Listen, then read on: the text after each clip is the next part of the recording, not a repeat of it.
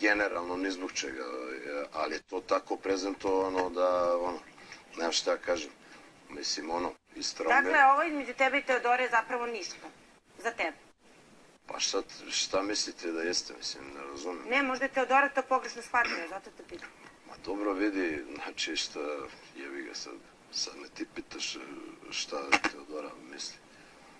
Kapiraš Znaš ti šta ja tebe pitam? Ne, ali Teodora, ja vidi ovako, znači rekao sam isto pre par dana, znači poznajem njenog momka, poznajem celu ekipu njenog momka i njeno okruženje. Da stvar bude još gora. Ne, nema šta bude gora, upravo o tome pričam. Pa gora je kad ti sad izgovoriš da stvar bude još gora.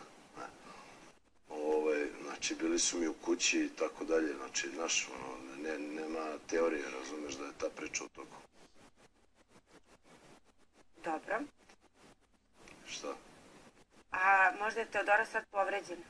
A ne može da bude povređena, razumeš, zato nju je povredilo, verovatno što sam rekao da sam ispao idiot, što sam dopustio sebi da izblejim, ali ona odmah ukopčala idiot i odlepila Teodora... na idiot.